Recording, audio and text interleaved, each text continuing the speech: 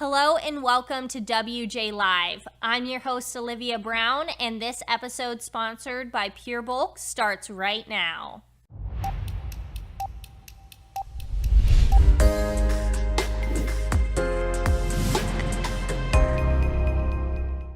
Remember when everyone was getting censored for saying that ivermectin was a treatment that could be used for COVID-19? We saw this all over the place, and social media was putting people as misinformation, taking down their accounts. We saw lots and lots of people, including Joe Rogan, was taken down by CNN for saying the same exact thing. So now what we just saw is that the National Institute of Health just put ivermectin as a treatment for COVID-19. And we can see here that it is marked as FDA approved, widely used and generally tolerated, may interfere with the spike protein attachment, anti-inflammatory properties. It's beneficial for people with COVID-19. And this is literally what everybody was saying for 2 years. So why are they waiting so long to do this? And they tried to do it very, very surreptitiously, trying to not announce anything, but people on Twitter really caught on to this. And it's important that we are paying attention to this because it just shows how the media and the general medical sphere really tried to demonize conservatives and even people that were not conservatives for talking about this. And it was super detrimental that we saw because many, many people could have been helped by this, but the media and the FDA, they all went overboard saying that this was not a treatment. And Joe Rogan actually got the worst of it. Let's show this video. Well, I think there are some people who want to believe that there is a magic pill for COVID, which of course we would all want. But this is the main issue. So with ivermectin, not only is it that we know, not only are we saying that there's no evidence it works, it goes beyond that. We actually know that it doesn't work. There was a systematic review looking at 10 randomized controlled trials that have been done, that were done in different countries, looking at different doses of ivermectin. And they found that there was no benefit for ivermectin in reducing mortality, death to COVID-19, no reduction in symptoms or duration of symptoms for COVID-19. So it does not work. And so when everything is risk and there is no benefit, then this is not something that should be done. And I think the greater harm here is that it provides this false reassurance. People are now going about not getting vaccinated, saying that they can do whatever they want with the understanding that there is this magic pill to save them at the end of the day, except that it's not a magic pill that actually works. So yeah, they said magic pill, and now it's actually being widely put as treatment, which is so insulting to everybody that said this can be used and used in an experimental way. But it's interesting because ivermectin had been used for many, many years for malaria, for different instances, and they demonized Joe Rogan for the horse dewormer, and he, later went on and talked to CNN's medical director and said, this is a lie, this is not horse dewormer. And they even got the medical man from CNN to say that that was a lie. It was a very, very controversial, and I loved how he pointed that out and really didn't back down to the media, because that's something that we need to continue to be doing. Also, one of the most ironic posts is what the FDA had to say about this. They said, "You are not a horse, you are not a cow. Seriously, y'all, stop it."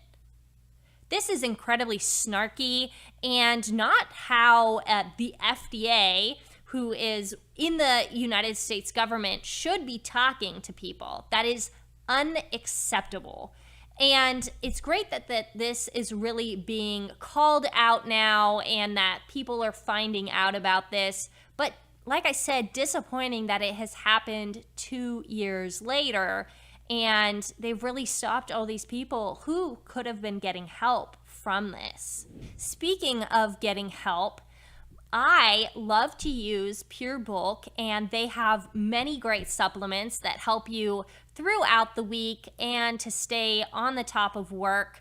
And we love them. They are our sponsor, and make sure that you can sign up on purebulk.com and use our code WJLive.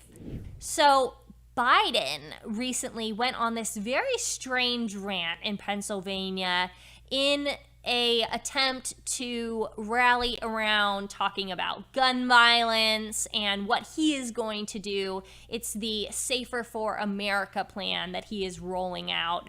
And it's extremely weird the way that he does it, and it's gained a lot of controversy for what he said. Let's show this video. They're not unlimited. Right now, you can't go out and buy an automatic weapon. You can't go out and buy a cannon.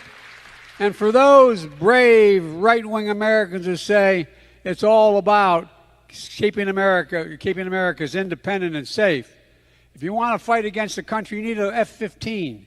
You need something a little more than a gun. No, I'm not joking. Think about this. Think about the rationale we use that's used to provide this. And who are they shooting at? Shooting at these guys behind me. Did he really just say that? That in order to have a safe America, you are going to have to use an F-15? If other people as yourself don't know what an F-15 is, it is a tactical fighter which the Air Force uses, that they can drop 5,000-pound bombs and use up to 16 bombs at a time. So he's essentially, saying that they're going to bomb the government? That's not for me to say, but in preparation for our show, one of our producers put together a hilarious meme. This is Biden actually on top of one of the F-15 fighter jets, and it's probably my favorite thing I've seen all day. We saw here, remember when Trump called the media the enemy of the people, and that same media lost their freaking minds? Biden threatens to bomb the actual American people, and there's crickets. So, wow, this is crazy that we could see this happening here. There's so many other tweets. Let's show this.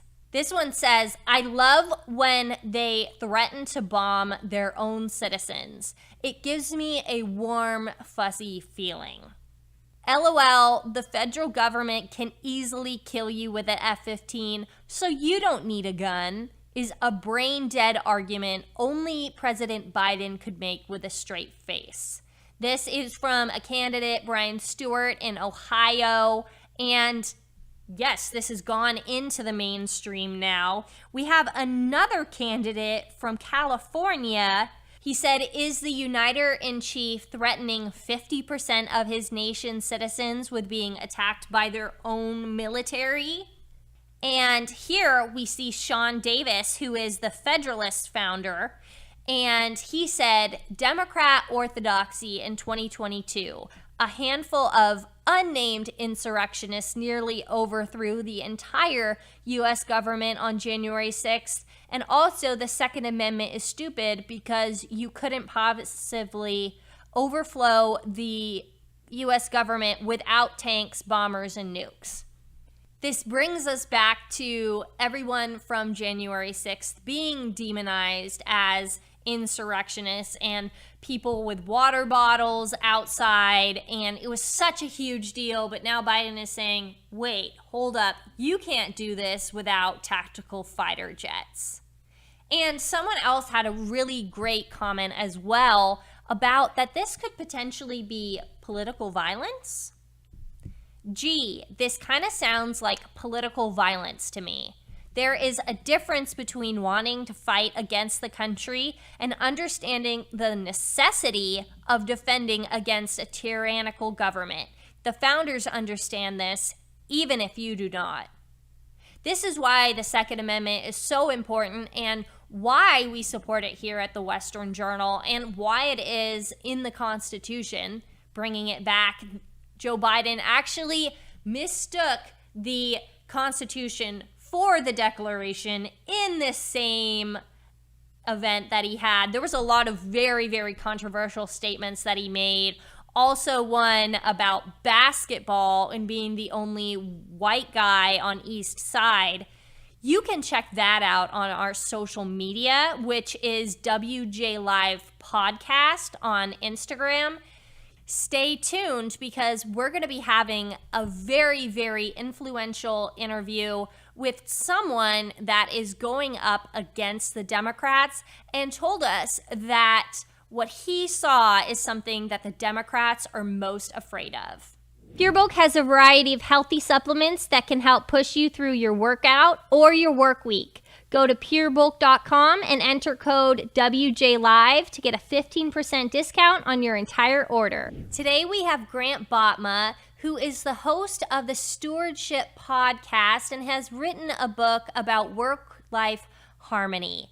But he recently went viral for exposing the anti-school choice organization Save Our Schools, and it was even retweeted by Carrie Lake, who is a Trump-endorsed candidate here in Arizona. Welcome, Grant. Hey, thanks for having me on. It's going to be fun. Before we get into the specifics of what went down, can you tell us a little bit more about this historic ESA bill and what it will mean for Arizona students? Yeah, so because I have 3 kids and I have a bunch of other friends who have children that are in the education systems here in Arizona, the legislation in Arizona passed the House and the Senate, what's called the ESA, which stands for Empowerment Scholarship Account Expansion Bill. So this ESA is something that can be given currently to children who have maybe disabilities or another special qualified item that says, hey, look, they're not getting their needs met at the public school. So we, as the government, will fund that child to have a different option for them. And that's been around in our state for over a decade. It's made a huge impact on a lot of great families because the truth is the public school system sometimes fails, specifically in the special needs area. A couple months ago, they expanded that to make it so that it's available for all children. So no matter your income or your zip code, you can be empowered with finances to create a better educational option for your child, which is a really big deal. And right now it's estimated that the amount that would be given is about $7,000 per year per child. So this was something that was passed into law, signed by the governor. But there is an organization called Save Our Schools, which is trying to stop it. So you caught them in several lies, and one of them was the amount that will be going to schools. What is the difference between what they said versus what is the actual amount that will be allocated to a child? Yeah, in that conversation, they communicate and have this kind of like fear tactic that says, hey, this bill is going to take $1 billion away from the public school system. And that sounds like crazy dangerous, right? That sounds, wow, that's like a lot of money. So my response to that was like, oh, wow, $1 billion. That sounds terrible. Where is that in the bill? It's not in the bill. There's nothing in the bill that even mentions the words $1 billion. But there's nothing in there that says $1 billion will be taken away from the public school systems and given to A, B, C, or D. So they communicated that the school system only gets about $3,000. I think she said $3,250 per child, and that's actually false. The combination of state and local funding per pupil funding in Arizona is about $10,000. And that's just the state and local funding. Now, on top of that, the public school system also gets federal funds. It's hard because the federal system doesn't do per pupil funding, but it's estimated that if the federal funds were put into a per pupil funding, that the total amount that the public school system gets in per pupil funding is about $14,000. That's more than it costs to go to Arizona State University. And it's more than double what families would get if they applied for this empowerment scholarship account, and they could use those funds then to go to whichever school or they wanted to. They also made some false statements about private schools. What did they say to you? Yeah, their big thing was that private schools would get funded directly. They said that this is just funding, the rich people who are running private schools, and now money's going to go directly to private schools, and that's not true at all. This bill is all about funding students, not systems. So there's not one institution or system that's going to get funded directly. Moreover, this whole empowerment scholarship account is not about just private schools. You can use the funds for going to a private school, but you can also use it for at-home learning. You can also use it for a micro school or a hybrid school or thousands of other different options that are available on the government website under Class Wallet, where you can use that money. They tell you all the different things that you can use that money for, and there's so many different options. So yeah, they said that this funds private schools directly. I knew that they were lying when they said that. So I asked them again. I said, so you're saying this funds private schools directly? Money goes directly to private schools? And she said, yes, but that's not how it goes at all. The money, when applied for by people in our community, goes into an account. It's called Class Wallet, and that is managed and monitored by the government. It's in the parent's name, but it's for the child. And then from there, the parents can allocate those funds for approved items under this ESA expansion. And one of those items can be a private school, but no private school is funded directly through this bill at all. How much can parents and taxpayers save by using an ESA? Yeah, if you have children and you are currently paying into the taxpayer system, if you have grandchildren and you are currently paying into the taxpayer system, you're funding right now public schools. If you're a parent, or if you are a grandchild and you don't, or a grandparent, and you don't think that the public school system is ideal for your children or your grandchildren, you can have the parents of the child apply for this account, and they can get $7,000 to then be used to pay for other educational services. So that's $7,000 per child per year. And on top of that, if the money is not used in a school year, it stays in the account and then can be used next year. But if it keeps building and keeps banking, the funds can actually be used for college, which is really great. So when you ask how much can this save taxpayers, I think the question more should maybe be, how much does this empower a child to have an awesome education? Sure, it's $7,000 per year of taxpayer money that's going to make the child's education better. But wow, how great could that be that he can even be paying for college, depending on how the money is used on a year-to-year basis. The problem we've been seeing time and time again is that they will pass these bills that are giving so much more money, but they're actually not going to the teachers so much of the time. What percentage is going to the teachers in this new bill? Yeah, so there is data all over the place. And I'm one of those people. Again, my family's been involved in the public school system. I believe teachers are underpaid, and I don't think it's right. And I've voted many times to pass legislation to increase funds going to the public school system, because it was promised to me that if I voted yes on this thing, then teachers would get paid more. And we, as citizens in the state of Arizona, have been voting on this stuff for over 20 years to increase funds, and pretty much every single time funds are increased more and more and more into the public school system. But teacher salaries over a 20-year period have only increased 8%, and that's with inflation. That's crazy to me. Whereas the amount of salaries that have increased to new administrators or higher ups within the public school system has gone crazy high. There are even people in this Twitter thread that are working in public schools or on public school boards making comments talking about, oh yeah, that's for sure how it works. Teachers and students do not get the bulk of those funds. Most of those funds are being given to, creating new jobs for higher up administrators, superintendents, and more. So that's a big problem there. I don't believe anymore that the problem with the public school system is the amount of money. They have plenty of money. I believe it's the management of that money. What is a bipartisan effort that Democrats and Republicans could come together to solve this problem that teachers are not being paid, and we need to find a way to both give people school choice but have people that do still want to participate and go to public school, those teachers having enough money? Yeah, I believe choices and independence is the key. We first all, I think on a bipartisan level, can agree to this. The parent is the ultimate authority in a child's education.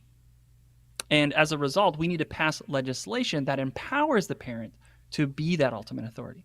So as an example, if something is happening at a public school that the parent doesn't agree with, and it doesn't align with their values, doesn't align with their education goals, doesn't necessarily meet their kids' needs for education, they don't really currently have a ton of power in making a change happen. They have to show up to a school board meeting. They get a specific period of time that they're allowed to talk. They have to have that speech prepared. They have to practice it and hope and pray that that speech makes an impact on the school board, and that school board actually decides they want to listen to them and then tries to enact a change, and that change likely won't come immediately if it does. You shared in your Twitter thread that one of the big lies was that they said this bill only helps rich Republicans. Is there an income requirement for the ESA? There is not. And that's what I asked her to show me. I said, hey, could you show me in the bill where the line item that says this is only for rich people? Or where's the line item in the bill that says this is only for people over a certain dollar amount? It's not. This bill is all about equality. It's for everyone. It doesn't matter what your income is. It doesn't matter what your zip code is. You can have access to these funds to create a better education for your child if you want. No one's forcing anybody to take it. You do not have to do it. You can apply for it if you'd like. News just came out earlier today that the pre-applications that is open now, so you can apply for the scholarship now, even though it doesn't go live until September 24th. It's over 6,500 people have already applied, 6,500 families, that is, have already applied for this. So it's very, very popular. But yeah, it's not one of those things where you have to take it at all. It's a choice. So if you like your public school, you can stay in that public school. But these funds now just empower the family to have options and choices, which I think are a great thing. Do you think that this is something that could be implemented nationwide? Yes, I believe that's what the Democrats are the most scared of. Right now, and this is all public information, so you can look it up, but I think to date, the total amount of money that was donated to the DNC, the Democratic National Campaign, from the National Teachers Union, it exceeded over $3 million so far to date this year. So the teachers, when they work at public schools, they are pressured like crazy to join these teachers unions. And if they don't join, they're looked down upon, they're treated differently. It's really bad how they can get discriminated against. And if you do join, then a portion of your paycheck automatically goes to the teachers unions. And the teachers unions then take that money and they fund Democrat politicians, right? Well, what Arizona has done with this bill has created a roadmap for other states to follow. So if they get this petition signed, here's what's going to happen. Not only is Save Our Schools Arizona going to pour crazy amounts of money into the vote that it would take to have this thing go back into action, but you're going to see money, millions upon millions upon millions of dollars from the DNC, from teachers unions nationally. Other states are going to come in and just pour money to do whatever they can to make sure that this bill never sees the light of day. Because if it does, again, it's going to be a roadmap for other states. And if other states start following this, and there's less money going into those teachers' unions, that's not good for them, right? And so they're going to do anything they can to try to keep the money in their pockets. So it all comes down to money then. Thank you so much for your time. We appreciate having you on the show. Yeah, thanks for having me on. It was fun.